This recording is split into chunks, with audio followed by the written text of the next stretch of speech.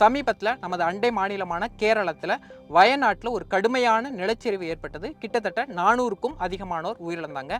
இந்த நிலச்சரிவுக்கு பின்னால் பல்வேறு முக்கியமான கேள்விகள் முன்வைக்கப்பட்டு வருது. அதாவது என்ன அப்படின்னு பார்த்தீங்கன்னா, ஏன் இந்த அளவுக்கு ஒரு மிக கடுமையான நிலச்சரிவு ஏற்பட்டது, இதற்கான காரணம் என்ன? தமிழ்நாட்டிலையும் இது மாதிரியான மலை மாவட்டங்கள் இருக்கு. வயநாட்டில் நடந்த சம்பவம் மாதிரி தமிழ்நாட்டிலையும் ஏற்பட வாய்ப்பு இருக்கா அப்படிங்கிற ஒரு பயத்தை, ஒரு அச்சத்தை இயற்கை நல ஆர்வலர்கள் முன்வைக்கிறாங்க. இன்னொரு பக்கம் அப்படின்னு பார்த்தீங்கன்னா, மேற்கு தொடர்ச்சி மலைகளை இந்த நேரத்திலேயாவது காப்பாற்றுற வழியை பாருங்க அப்படின்னு சொல்லி இயற்கை நல ஆர்வலர்கள் ஒரு கோரிக்கையை முன்வைக்கிறாங்க. இன்னொரு பக்கம் அப்படின்னு பார்த்தீங்கன்னா, இந்த மாதிரி மாதவ் காட்கில் அறிக்கை, இந்த மாதிரி கஸ்தூரி ரங்கன் அறிக்கை, இதை பற்றியெல்லாம் பேச ஆரம்பிச்சிருக்கிறாங்க. ஆக ஒட்டுமொத்த விஷயத்தையும் சுருக்கமாக இந்த வீடியோவில் நான் சொல்ல போகிறேன்.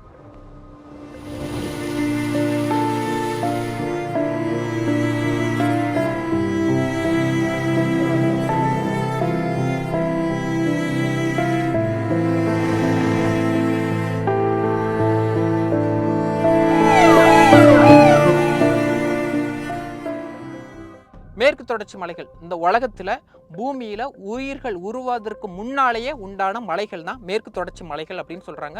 பொதுவாக நம்ம இமயமலையை ரொம்ப அதிகமாக பெருசா பேசுவோம். ஆனா அந்த மலையை விடையும் பல ஆயிரம் ஆண்டுகளுக்கு முன்னால உருவானதுதான் இந்த மேற்கு தொடர்ச்சி மலைகள். இதனால இந்த மேற்கு தொடர்ச்சி மலைகளில் உள்ள பாறைகள்லாம் ரொம்ப கடினத்தன்மையா இருக்குமா. ஏன்னா அது பல ஆயிரம் ஆண்டுகளுக்கு முன்னால உருவானது அப்படின்னு சொல்றாங்க. அதற்கெல்லாம் பின்னால உண்டானது தான் இமயமலை போன்ற மலைகள். அதனால அங்க உள்ள பாறைகள்லாம் கம்பேரிட்டிவ்லி மேற்கு தொடர்ச்சி மலைகளை விட கொஞ்சம் வலுவிழந்து தான் காணப்படும் அப்படின்னு சொல்றாங்க. சரி, இந்த மேற்கு தொடர்ச்சி மலையோட நிலப்பரப்பு அப்படின்னு பார்த்தீங்கன்னா, அங்க குஜராத்ல ஸ்டார்ட் ஆகுது. குஜராத், மகாராஷ்டிரா, கோவா, அதுக்கப்புறம் கர்நாடகா, அதுக்கப்புறம் தமிழ்நாடு, கேரளா அப்படின்னு சொல்லி பல மாநிலங்கள்ல பறந்து விரிஞ்சு காணப்படுது. கிட்டத்தட்ட 1600 கிலோமீட்டர் நீளத்துக்கு இந்த மேற்கு தொடர்ச்சி மலைகள் இருக்கு. இது மட்டுமல்லாம இதோட ஒட்டுமொத்த நிலப்பரப்பு அப்படின்னு பார்த்தீங்கன்னா 1,60,000 சதுர கிலோமீட்டர் அளவுக்கு நிலப்பரப்பு இருக்கு. தமிழ்நாடுக்கும் கர்நாடகாவுக்கும் ஆகவே ஆகாது அப்படின்னு பார்த்தீங்கன்னா, ஒரு மிகப்பெரிய பிரச்சனை வர்றதுக்கு மிக முக்கிய காரணம் காவிரி வாட்டர். இந்த காவிரி தண்ணியும் மேற்கு தொடர்ச்சி மலையிலிருந்து தான் உற்பத்தி ஆகுது. காவிரி தண்ணி மட்டும் கிடையாது, கோதாவரி, கிருஷ்ணா, கபினி, மணிமுத்தாறு, இப்படி நிறைய ஆறுகள் மேற்கு தொடர்ச்சி மலையிலிருந்து தான் உற்பத்தி ஆகுது. ரொம்ப சுவைமிக்க தண்ணி அப்படின்னு சொல்லப்படுற சிறுவாணி தண்ணி கூட மேற்கு தொடர்ச்சி மலையிலிருந்து தான் உற்பத்தி ஆகுது. தமிழ்நாடு, கர்நாடகா, கேரளா அப்படின்னு சொல்லி நிறைய மாநிலங்கள்ல இந்த தண்ணி குடி தண்ணீருக்காகவும் மட்டும் இல்லாம கால்வாய், அதுக்கப்புறம் பாசன கால்வாய், அதுக்கப்புறம் விவசாயத்திற்காக நம்ம ரொம்ப நம்பி இருக்கிறது மேற்கு தொடர்ச்சி மலையில தான். அதுல உற்பத்தி ஆகிற ஆறுகள் தான் தமிழ்நாடு உட்பட பல மாநிலங்களுக்கு ஒரு கொடையா இன்று வரையும் இருக்குது. சரி, மனிதர்கள் இந்த மாதிரியான அங்க மலைகள்ல இருந்து உற்பத்தி ஆகிற ஆறுகள் மூலமா ஏதோ ஒரு வகையில பயன்படுறோம். இது மட்டும் இல்லாம அந்த மேற்கு தொடர்ச்சி மலையில பல்வகையான உயிரினங்கள் வாழ்ந்துட்டு வர்றதா சொல்றாங்க. குறிப்பா அப்படின்னு பாத்தீங்கன்னா 139 வகையான பாலூட்டிகள், 508 வகையான பறவை இனங்கள், 176 வகையான இருவாழ்விகள், 250 வகையான ஊர்வனங்கள் இந்த மேற்கு தொடர்ச்சி மலையில இருக்கிறத கண்டுபிடிச்சிருக்காங்க. ஆக பல்லுயிர் பெருக்கத்திற்கும் இந்த மேற்கு தொடர்ச்சி மலைகள் மிக முக்கியமா காரணமா வழங்குது.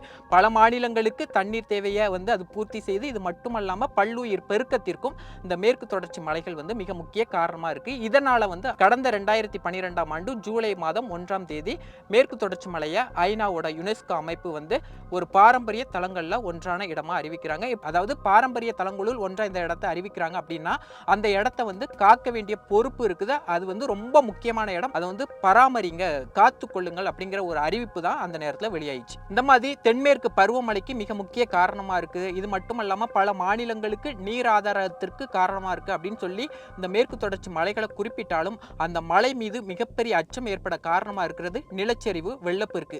ஏன் அந்த மலைகள்ல குறிப்பிட்டு இந்த மேற்கு தொடர்ச்சி மலைகள்ல ஏன் நிலச்சரிவு ஏற்படுது, இதற்கான காரணம் என்ன அப்படிங்கிறதையும் நம்ம அடுத்ததா பார்க்கலாம். பொதுவா மலைகள் அப்படிங்கிறது பாறைகள் மற்றும் பல வகையான மண் அடுக்குகளால் உண்டானதுதான் மலைகள்.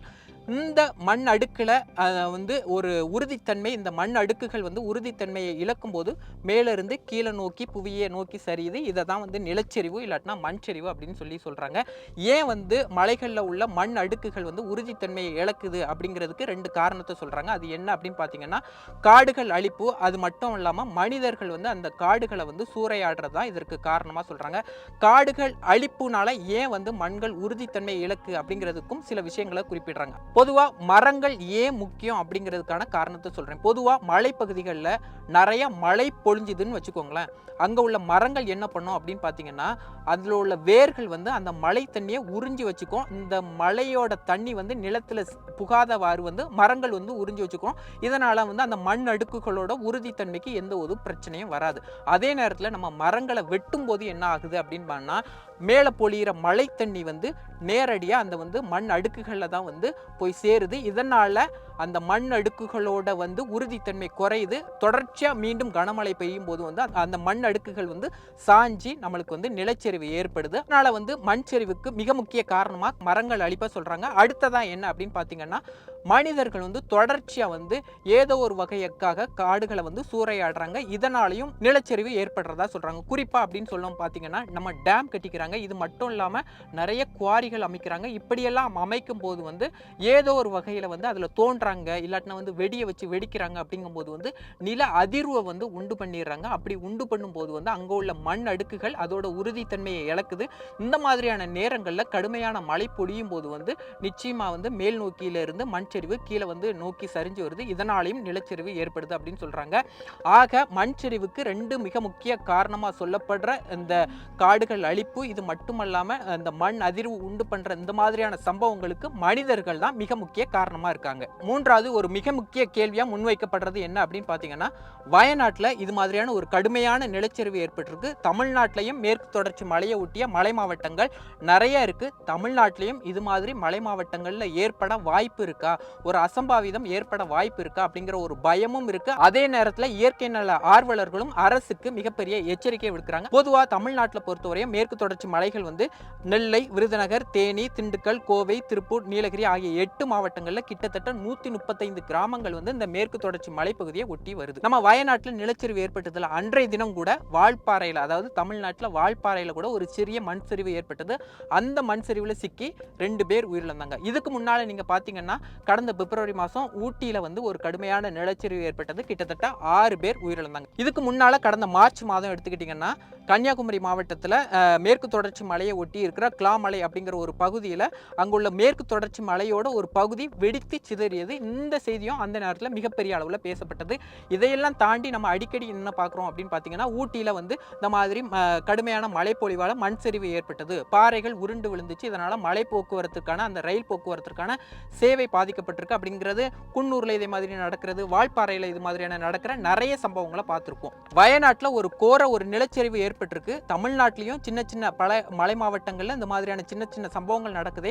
நாளைக்கு தமிழ்நாட்டிலையும் நடந்துருமா அப்படிங்கிற ஒரு கேள்வி எல்லாருக்கும் எழும்பும். அதற்கும் வந்து நம்ம எச்சரிக்கையாக இருக்கணும். இது வந்து நம்மளுக்கு அடிக்கிற, தமிழ்நாட்டுக்கு அடிக்கிற எச்சரிக்கை மணி அப்படின்னு சொல்லி இயற்கை நல ஆர்வலர்கள் பலரும் எச்சரிக்கை விடுக்கிறாங்க. ஏன் அப்படின்னு பார்த்தீங்கன்னா, கன்னியாகுமரி மாவட்டத்தில் பார்த்தீங்கன்னா பல குவாரிகள் வந்து செயல்பட்டு வருவதா சொல்கிறாங்க. அந்த குவாரிகள்லாம் வந்து அனுமதியின்றி முறைகேடாக செயல்பட்டு வருவதாகவும், இங்கே உள்ள கனிம வளங்கள் கன்னியாகுமரியிலிருந்து கேரளா உள்ளிட்ட மாநிலங்களுக்கு கடத்தப்படுவதாகவும் தொடர்ச்சியாக செய்திகள் அவ்வப்போது வர்றதை நம்ம பார்த்துருப்போம். தமிழ்நாட்டில் குறிப்பாக தேனி மாவட்டத்தில் வர்ற மேகமலையும் மேற்கு தொடர்ச்சி மலையை ஒட்டிய பகுதியாக தான் வருது. இந்த மேகமலையில் நிறைய ஆக்கிரமிப்புகள், முறைகேடுகள் நடந்திருப்பதும் நமக்கு தெரிய வந்திருக்கு. குறிப்பாக சொல்லணும் அப்படின்னு பார்த்தீங்கன்னா, அஜய் அப்படிங்கிறவர் வந்து ஆர்டிஐ மூலமாக ஒரு தகவல் வாங்குறாரு. அந்த தகவலில் என்னென்ன விஷயங்கள் தெரிய வந்திருக்கு அப்படின்னு பார்த்தீங்கன்னா, இந்த மாதிரி மேகமலை வனப்பகுதியில் கிட்டத்தட்ட 4957.916 ஹெக்டேர் நிலப்பரப்பு வந்து ஆக்கிரமிக்கப்பட்டிருக்கு. இந்த ஆக்கிரமிப்பை வந்து கிட்டத்தட்ட 4850 பேர் இந்த ஆக்கிரமிப்பை செஞ்சிருக்காங்க அப்படின்னு சொல்லியிருக்காங்க. இது மட்டும் இல்லாமல் 12 இடங்கள்ல அனுமதியின்றி தங்கும் விடுதிகள், அதாவது ரெசார்ட் செயல்பட்டு வருது. இது மட்டும் இல்லாமல் 22 இடங்கள்ல அந்நிய பயிர்கள் அழிக்கப்பட்டிருக்கு அப்படிங்கிற விஷயம் எல்லாம் வந்து ஆர்டிஐ மூலமா நமக்கு தெரிய வருது. ஆக்கிரமிப்புகளை அகற்றுங்க அப்படின்னு சொல்லி கடந்த 2019ஆம் ஆண்டே மதுரையில் இருக்கிற உயர்நீதிமன்ற கிளை வந்து ஒரு உத்தரவு போட்டிருக்காங்க. ஆனால் இன்று வரை அதெல்லாம் அகற்றப்படாமல் இன்னும் தொடர்ந்து கொண்டு தான் இருக்குது அப்படிங்கிறது நமக்கு தெரிய வருது. மேகமலை மட்டும் கிடையாது, தமிழ்நாட்டில் கன்னியாகுமரி எடுத்துக்கிட்டிங்கன்னா அங்கே ஒரு குற்றச்சாட்டை முன்வைக்கிறாங்க. குவாரிகள் வந்து சட்டவிரோதமாக செயல்படுது அப்படிங்கிற ஒரு குற்றச்சாட்டை முன்வைக்கிறாங்க. இது மட்டும் இல்லாமல் நீலகிரி உள்ளிட்ட மாவட்டங்களில் வந்து ரெசார்ட் வந்து சட்டவிரோதமாக செயல்படுது அப்படிங்கிற ஒரு கம்ப்ளைண்ட்டும் நிறைய இருக்குது. ஆக மேற்கு தொடர்ச்சி மலைகள் வந்து சூறையாடப்படுவது தொடர்கதையாகி கொண்டு தான் இருக்குது. தமிழ்நாடு அரசு இந்த விஷயத்தில் கூடுதல் கவனம் செலுத்தி நடவடிக்கை எடுக்கணும். இந்த விஷயத்தை தமிழ்நாடு அரசு முறையா செய்யாட்டினா நாளைக்கு வயநாட்டில் நடந்த சம்பவம் மாதிரி தமிழ்நாட்டுக்கும் நடக்க வாய்ப்பு இருக்கு அப்படின்னு சொல்லி இந்த இயற்கை நல ஆர்வலர்கள்லாம் வந்து எச்சரிக்காங்க. குறிப்பா சொல்லணும் அப்படின்னு பார்த்தீங்கன்னா, கோவையில இருந்து கன்னியாகுமரி வரையும் நிலச்சரிவு ஏற்பட வாய்ப்பு இருக்கு. இன்னும் 10 ஆண்டுகள்ல இப்ப இருக்க நிலைமையை விட மோசமான நிலைக்கு மேற்கு தொடர்ச்சி மலைகள் போக வேண்டிய வாய்ப்பு இருக்கு அப்படின்னு சொல்றாங்க. ஆக மேற்கு தொடர்ச்சி மலைகளை இந்த நேரத்திலே உஷாரா நம்ம கண்காணிக்க வேண்டிய, காக்க வேண்டிய மிகப்பெரிய பொறுப்பு நமக்கு ஏற்பட்டிருக்கு. மேற்கு தொடர்ச்சி மலைகள்ல வெள்ளமோ நிலச்சரிவோ இப்ப மட்டும் ஏற்படல. இதுக்கும் ஒரு 10-15 வருஷத்துக்கு முன்னாலெல்லாம் அங்க பாதிப்பு ஏற்பட்டு தான் இருந்துட்டு இருக்கு. அப்பவே மத்திய அரசு ரொம்ப உஷாரா இருந்திருக்காங்க. அதாவது இந்த மேற்கு தொடர்ச்சி மலைகளை எப்படியாவது பாதுகாத்துறணும் அப்படிங்கிற இடத்துல மத்திய அரசு உறுதியா இருந்திருக்காங்க. இதற்காக அவங்க கமிட்டி எல்லாம் போட்டிருக்காங்க. குறிப்பா சொல்லணும் அப்படின்னு பாத்தீங்கன்னா, பேராசிரியர் மாதவ் காட்கில் தலைமையில ஒரு கிட்டத்தட்ட ஒரு 13 பேர் கொண்ட ஒரு குழுவை அவங்க மத்திய அரசு ஏற்படுத்தியிருக்காங்க. இந்த குழு வந்து கடந்த 2011ஆம் ஆண்டே வந்து மத்திய அரசிட்ட ஒரு அறிக்கையெல்லாம் சமர்ப்பிச்சிருக்காங்க. அந்த அறிக்கையில என்ன சொல்றாங்க அப்படின்னு பாத்தீங்கன்னா, மேற்கு தொடர்ச்சி மலைப்பகுதியை கிட்டத்தட்ட ஒரு 3 பகுதிகளா பிரிக்கிறாங்க. அதாவது என்ன அப்படின்னு பாத்தீங்கன்னா, மிக மிக முக்கியத்துவம் வாய்ந்த பகுதிகள், மிக முக்கியத்துவம் வாய்ந்த பகுதிகள், முக்கியத்துவம் வாய்ந்த பகுதிகள் அப்படின்னு குறிப்பிடுறாங்க. இதுல மிக மிக முக்கியத்துவம் வாய்ந்த பகுதிகள், மிக முக்கியத்துவம் வாய்ந்த பகுதிகள், இந்த 2 பகுதிகளுமே கிட்டத்தட்ட அந்த மலையோட ஒட்டுமொத்த பரப்புல 70% பரப்பளவு வருது.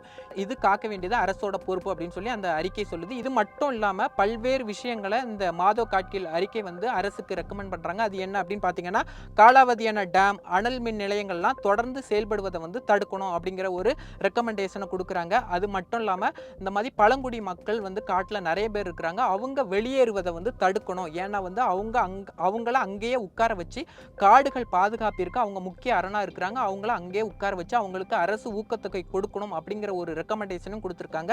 ஆனா இந்த அறிக்கையை வந்து மத்திய அரசும் ஏற்கல. இந்த மேற்கு தொடர்ச்சி மலை பரவி இருக்கிற மற்ற மாநிலங்கள், குறிப்பா கேரளா, கர்நாடகா அப்படின்னு உள்ளிட்ட பிற மாநிலங்களும் இந்த அறிக்கையை ஏற்கல. இந்த அறிக்கை வந்து இன்று வரை பெண்டிங்ல தான் இருக்கு. தொடர்ச்சியா இந்த அறிக்கை தான் இல்லை அப்படின்னு பாத்தீங்கன்னா, அடுத்ததா இன்னொரு அறிக்கை ரெடி ஆகுது. அது என்ன அப்படின்னு பாத்தீங்கன்னா, கஸ்தூரி ரங்கன் குழு அறிக்கை ரெடி ஆகுது.